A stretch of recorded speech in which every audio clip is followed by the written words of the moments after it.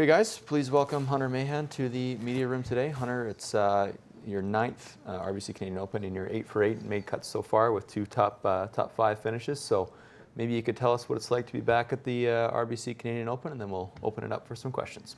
Yeah, it's the first time I've been back to Glen Abbey in a while, so it's good to be back. The course looks in phenomenal shape, and I think it's going to be a great week. Hopefully I have a good week of weather and everything, but it's, so this is a tournament I've been close before, so I look forward to coming here every year and hopefully have a chance this year. If you have any questions, just please raise your hand. We'll get you a microphone. Hi, Hunter. With your National Open, when you played the U.S. Open, obviously you did quite well there.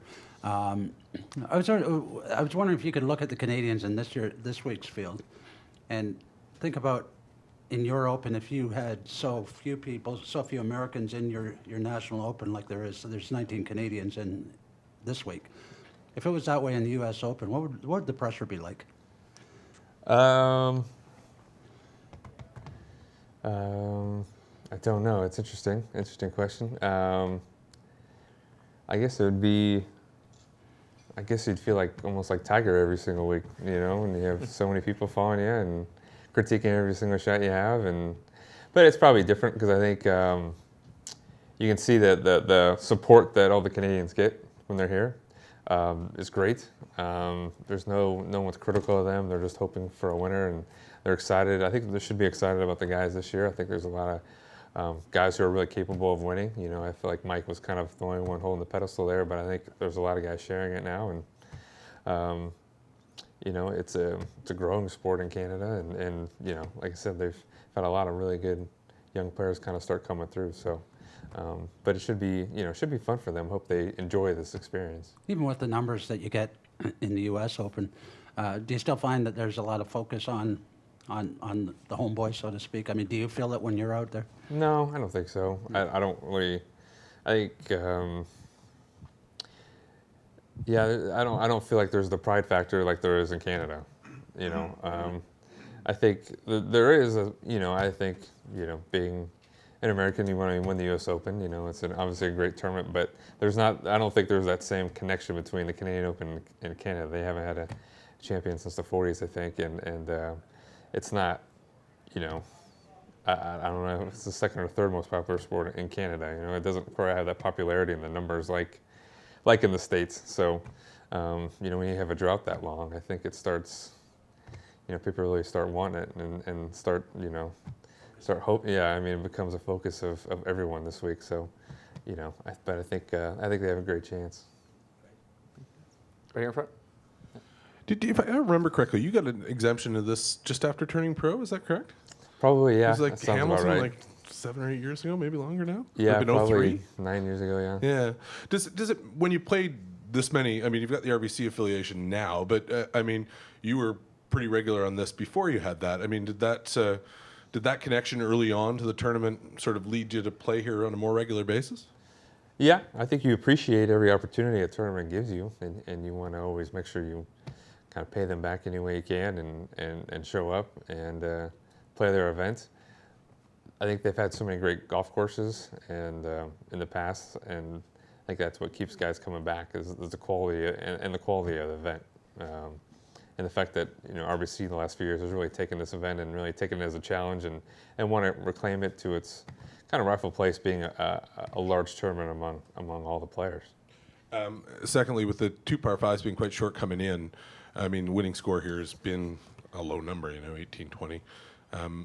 What do you expect this week? Do you have any sense of that? And do you think a lower number brings more or fewer guys into contention in it? Maybe a few more, but I expect the scores to be a little bit lower because I don't think the course isn't going to be as soft. It's not going to be as where you can fly it to the hole and just let the ball stop there. The greens, I was surprised how firm they were. Being early this morning, they still had a little bit of jump to them. So that's going to, with the small type of green, that's going to, make you.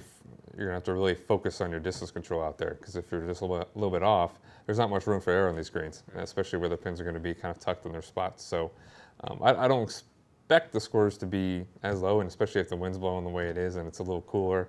Usually it's pretty hot and the ball's just flying and jumping off the face. So course will probably play a little bit longer and have a little bit more challenging into the greens. But so the course is in really good shape. It's not, rough's at a good length where it's not super penalizing, because I don't think anyone wants to come off a British Open and the U.S. Open and shoot a couple over, A couple years ago. Yeah, I mean, it's kind of, when you make it a little bit too hard, that's when you're going to start losing some guys.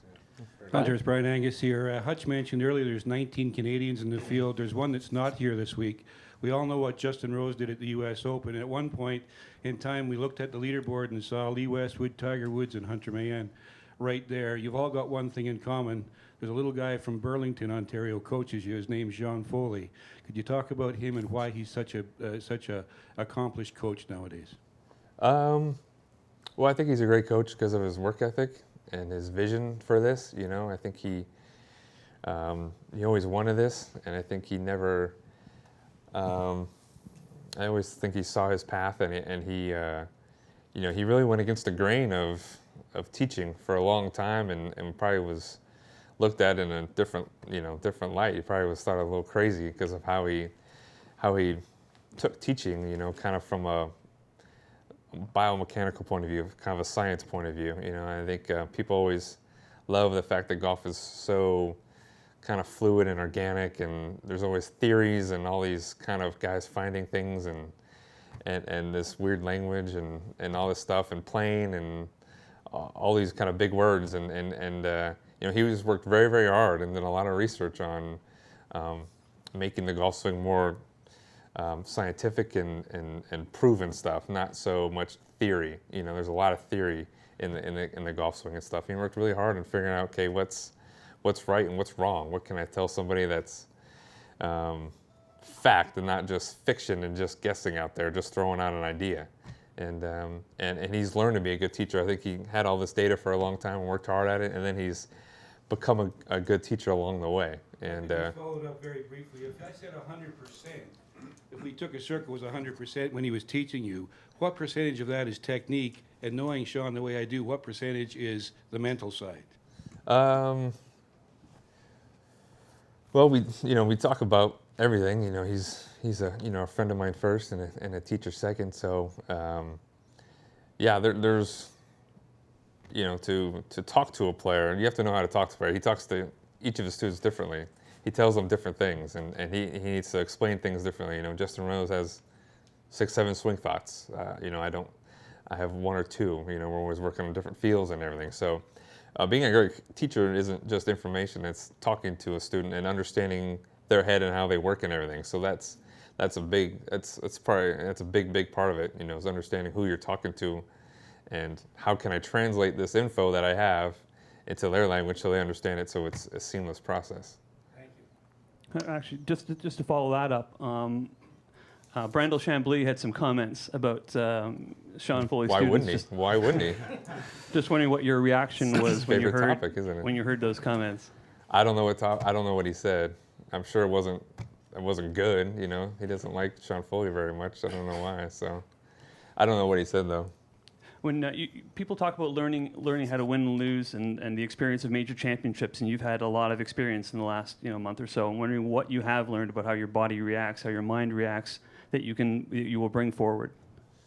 I think every tournament you play, every experience you're going to have, you're going to learn something about yourself, and understanding how a failure can kind of help you down the road and everything. And I think I'm not overcomplicating my golf swing and everything. I'm not overcomplicating my practice sessions, trying to work so hard at something. I think I'm just trying to know myself as best I can, understand myself. What do I need to play great? I don't have to not force things as much and just let things happen and just, I don't know, just don't feel like I have to practice every single day. I practice 4 times a week. Before the Open, I practiced twice, and then I showed up on Sunday because I knew I had a big week big couple weeks beforehand, I knew I needed rest. That was my main priority. I had to rest, I had to recoup so I can go into each day when I played there and be mentally focused and make sure on Sunday I was ready to go. Because that's all that matters, is that you have enough energy on Sunday to be completely focused on each shot and have no negative reactions and have nothing bother you. And that's, for me, I need to have that energy. And so that's the most important thing. So whatever that means I have to do beforehand, that's what I have to do. Any other questions for Hunter? Okay, thanks for joining us today. We appreciate All your right, time thanks. and best of luck this week.